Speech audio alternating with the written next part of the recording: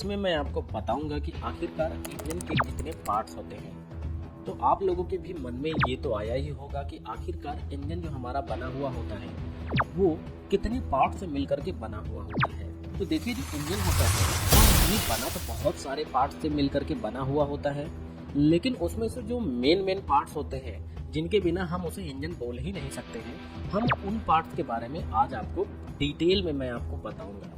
तो अगर हम बात कर लें आप इंजन के पार्ट्स के बारे में, वो मेनली होते हैं 9 प्रकार के। 9 प्रकार के जो हमारे पार्ट्स होते हैं उनसे मिल करके हमारा इंजन बनता है।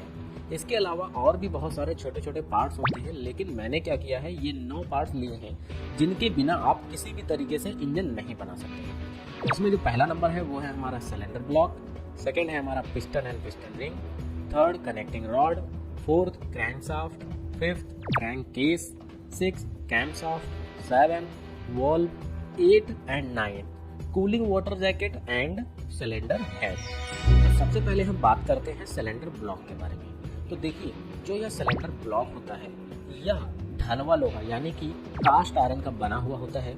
यह सिलेंडर हेड के नीचे रहता है। इसके अंदर piston, connecting rod, camshaft, crankshaft आदि होते हैं। इसके अंदर लाइनर भी होते हैं। तो ये तो रहा हमारा सिलेंडर ब्लॉक, जिसके अंदर इतने प्रकार की चीजें जुड़ी हुई होती हैं। आगे आते हैं और बात करते हैं पिस्टन एंड पिस्टन रिंग के बारे में। यह कास्ट आयरन यानी कि ढलवा लोहा या फिर एल्यूमिनियम एलॉय के बने हुए होते हैं। पिस्टन पर 4 स्लॉट कटे हुए रहते हैं। इनमें पिस्टन रिंग लगी होती है। 3 स्लॉट में कंप्रेसर रिंग लगी होती है। चौथे स्लॉट ऑयल रिंग होती है। जब हम पिस्टन के लाइनर को डालते हैं तो पिस्टन की कंप्रेसर रिंग यानी कि पिस्टन रिंग लाइनर से जुड़ी हुई रहती है। ऑयल रिंग व compressor ring high pressure gas यानी कि उच्च दबाव वाली गैस को क्रैंक केस में जाने से रोकती है। तो ये तो रही हमारी जानकारी पिस्टन और पिस्टन रिंग के बारे में। आगे बढ़ते हैं और अब बात कर लेते हैं कनेक्टिंग रॉड के बारे में। आखिरकार कनेक्टिंग रॉड होता क्या है और हमारे इंजन में किस तरीके से मुख्यता प्रदान करता है। तो कनेक्टिंग रॉड यह क्रैंकशाफ्ट को पिस्टन से जोड़ती है, मतलब कि पिस्टन से मिली पावर को क्रैंकशाफ्ट को ट्रांसफर करती है। और कनेक्टिंग रॉड का छोटा सिरा पिस्टन से जुड़ा हुआ होता है और बड़ा सिरा क्रैंकशाफ्ट से जुड़ा हुआ होता है। तो यह हमारा कनेक्टिंग रॉड का काम होता है। अब आगे बढ़ते हैं और बताते हैं क्रैंकशाफ्ट के बारे में। ध्यान रखिएगा, क्रैंकशाफ्ट और कैमशाफ्ट दोनों अलग अलग हैं, तो इस वजह से कंफ्यूज मत होइएगा। तो हम बात करने जा रहे हैं क्रैंकशाफ्ट के बारे में। तो देखिए, क्रैंकशाफ्ट कनेक्टिंग रॉड के एक सिरे से जुड़ी हुई होती है और कनेक्टिंग रॉड का दूसरा सिरा पिस्टन से जुड़ा हुआ होता है।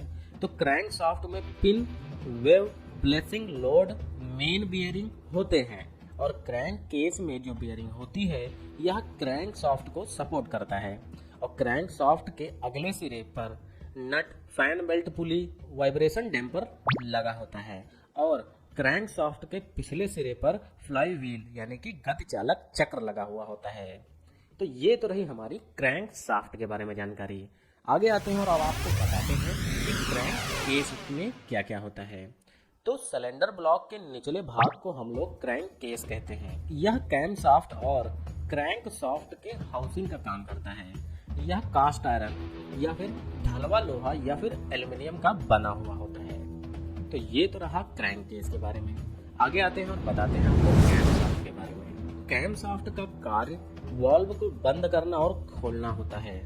कैमशाफ्ट पर केम लोब बने होते हैं। प्रत्येक सिलेंडर के लिए कैमशाफ्ट के ऊपर 2 केम लोब बने होते हैं। इनलेट वाल्व और दूसरा आउटलेट वाल्व के लिए बने होते हैं। कैमशाफ्ट के अगले सिरे पर गियर होते हैं और कैमशाफ्ट में भी गियर्स लगे होते हैं जो कि कैमशाफ्ट के गियर से जुड़े हुए होते हैं। और कैमशाफ्ट क्रैंकशाफ्ट से गति मिलती है। तो क्रैंकशाफ्ट में गियरिंग कम होते हैं, बल्कि कैमशाफ्ट में 2 गुने गियर्स होते हैं। जैसे कि आपने अभी जाना कि इनलेट और आउटलेट के बारे में। तो इनलेट वाल्व और आउटलेट वाल्व। नेक्स्ट हम बात कर लेते हैं वाल्व के बारे में। तो वाल्व इंजन में बने पोर्ट को खोलना और बंद करने का कार्य करता है। इसका उपयोग आईसी मतलब इंटरनल कंबशन इंजन में किया जाता है। इस वाल्व की सेटिंग 30 डिग्री से 40 डिग्री एंगल पर टेपर रहती है। प्रत्येक सिलेंडर के हेड में 2 वाल्व लगे होते हैं। जो पहली होती है वो इनलेट वाल्व होती है और दूसरी होती है हमारी आउटलेट वाल्व। इंजन के वाटर जैकेट इसलिए होते हैं क्योंकि इंजन का तापमान बहुत ही उच्च रहता है, तो यह वाटर जैकेट ठंडा करते हैं और इंजन के अंदर का तापमान 1600 डिग्री से 2800 डिग्री तक रहता है। अगर इंजन को ठंडा नहीं करेंगे तो इंजन सीज हो जाएगा और ब्लॉक की दीवारों में होल या छेद या फिर छिद्र होते हैं जिनसे पानी भरा हुआ होता है। इसमें वाटर पंप की सहायता से सिलेंडर के चारों ओर लगी वाटर जैकेट से इंजन के चारों ओर पानी घूमता है। जब पानी गर्म होता है तो पानी रेडिएटर में जाकर के ठंडा हो जाता है और यह प्रोसेस आगे आते हैं। और अब बात कर लेते हैं सिलेंडर हेड के बारे में। तो यह ढलवा लोहा यानी कि कास्ट आयरन का बना हुआ होता है और यह सिलेंडर ब्लॉक के ऊपर रहता है।